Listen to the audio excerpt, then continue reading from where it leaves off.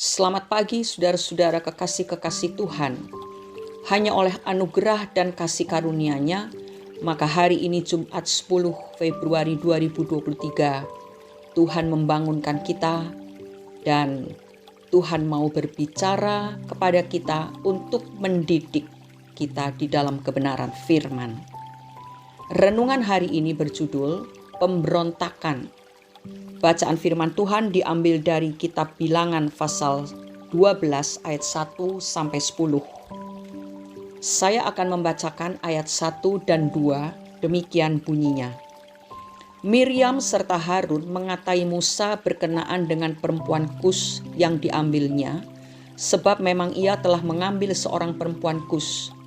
Kata mereka, sungguhkah Tuhan berfirman dengan perantaraan Musa saja? Bukankah dengan perantaraan kita juga ia berfirman? Dan kedengaranlah hal itu kepada Tuhan. Saudara-saudara, kisah Miriam dari awal diceritakan tanpa cacat celah. Sebagai seorang anak, ia mengerti perasaan ibunya yang sedih karena terpaksa harus membuang Musa, adiknya. Sehingga ketika bayi Musa dipungut, ia langsung datang dan mengusulkan seorang inang pengasuh yang adalah ibu Musa sendiri.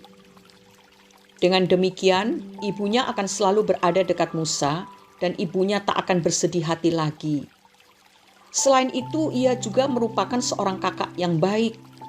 Ia tidak tega meninggalkan adiknya yang tidak berdaya itu sendirian di sungai. Oleh karena itu, ia memperhatikannya dari jauh untuk memastikan bahwa adiknya akan baik-baik saja. Dan ia juga seorang partner kerja yang baik bagi Musa dan Harun, dan sekaligus pemimpin yang baik bagi umat Israel. Tetapi seiring berjalannya waktu, seseorang bisa berubah karena situasi, demikian juga dengan Miriam. Ia bukan lagi kakak yang baik dan penyayang bagi Musa, namun ia sudah berubah menjadi pemberontak. Pemberontakan yang dilakukan oleh Miriam dan Harun terhadap Musa ini dikarenakan wanita Kus yang diperistri oleh Musa. Mereka menjadikan perkawinan Musa dengan wanita Kus itu sebagai jalan untuk melakukan pemberontakan yang sebetulnya didasari oleh iri hati. Jika melihat karakter Harun, dia bukanlah sosok yang kuat dan tegas. Sehingga sangat mungkin bahwa Miriamlah pemrakarsa pemberontakan ini. Selain itu, hukuman Tuhan atas pemberontakan mereka hanya diberikan kepada Miriam, sedangkan Harun tidak. Dari perkataan Miriam kepada Musa, ada tersirat rasa iri hati dan juga kesombongan. Miriam menyetarakan penglihatan dan mimpi yang diberikan Tuhan kepadanya dengan pertemuan Tuhan dan Musa secara langsung, dan ia juga sepertinya menginginkan kesetaraan dengan posisi Musa. Tetapi di dalam ayat yang ke-6 sampai ke-8, Tuhan kembali menegaskan bahwa hubungan Tuhan dengan Musa jauh lebih dekat dibandingkan dengan nabi biasa. Sebab sekalipun mereka bertiga adalah pemimpin umat Israel, tetapi posisi kepemimpinan mereka berbeda dengan Musa. Sebab Musa adalah pemimpin besar bangsa Israel.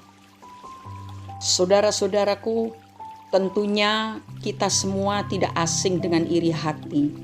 Dan kita semua juga tahu bahwa iri hati adalah penyakit yang menghancurkan diri sendiri, seperti yang tertulis dalam Amsal pasal 14 ayat 30. Demikian bunyinya, hati yang tenang menyegarkan tubuh, tetapi iri hati membusukkan tulang. Iri hati muncul karena ketidakpuasan terhadap apa yang kita miliki dan keinginan untuk mengambil alih atau melebihi milik orang lain. Saudara-saudaraku, kalau iri hati kita biarkan bertumbuh, berkembang dalam diri kita, maka hal itu bisa berdampak pada tindak kejahatan. Dan dalam kasus Miriam dan Harun, tindak kejahatan yang mereka lakukan adalah pemberontakan.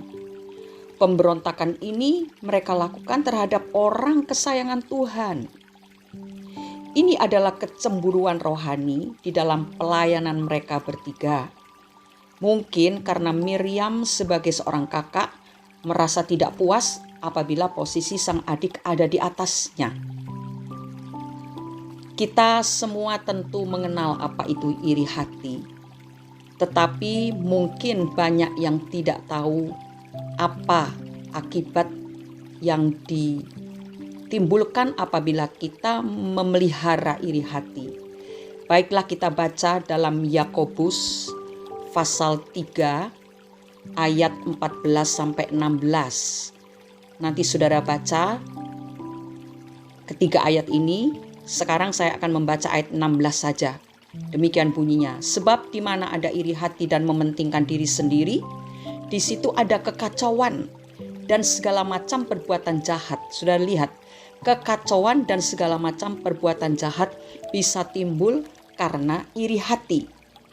Sebagai anak-anak Tuhan, kita tidak boleh meremehkan hal iri hati ini, saudara. Karena dalam Galatia pasal 5 ayat 19-21, iri hati adalah termasuk pada perbuatan daging yang kalau dilakukan, maka orang yang melakukan tidak akan mendapat bagian dalam kerajaan Allah. Itu sebabnya kita harus bisa mengendalikan iri hati ini. Kita harus bisa membuangnya, tetapi dengan kekuatan sendiri tentu tidak mungkin bisa. Ya, itu sebabnya ayat 22 sampai 24 dari Galatia pasal 5 seperti ini bunyinya. Tetapi buah roh ialah kasih, sukacita, damai sejahtera, kesabaran, kemurahan, kebaikan, kesetiaan, kelemah lembutan, penguasaan diri. Tidak ada hukum yang menentang hal-hal itu. Barang siapa menjadi milik Kristus Yesus, ia telah menyalibkan daging dengan segala hawa nafsu dan keinginannya. Saudara-saudara, ada salah satu buah roh, yaitu penguasaan diri. Kalau kita memiliki hubungan yang erat dengan Tuhan, maka Roh Kudus itu akan menolong kita untuk bisa menguasai diri, termasuk mengendalikan iri hati yang merusak, yang membuat seseorang tidak mendapat bagian dalam kerajaan Allah.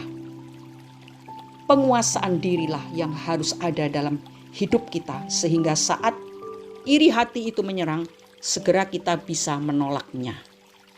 Sehingga kita tidak diingat orang sebagai seorang pemberontak. Sebab orang yang iri hati itu pasti nanti akan menjadi pemberontak.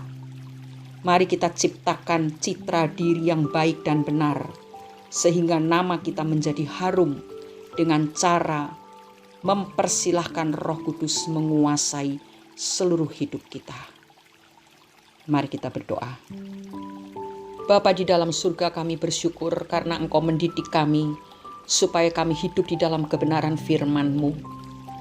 Bapa, kami mohon Roh Kudus mengerjakan firman yang telah kami dengar, sehingga kami bisa mentaati apa yang sudah Tuhan sampaikan, yaitu menjaga hati agar senantiasa lurus dan bersih dari segala iri hati yang membuat kami bertindak bodoh.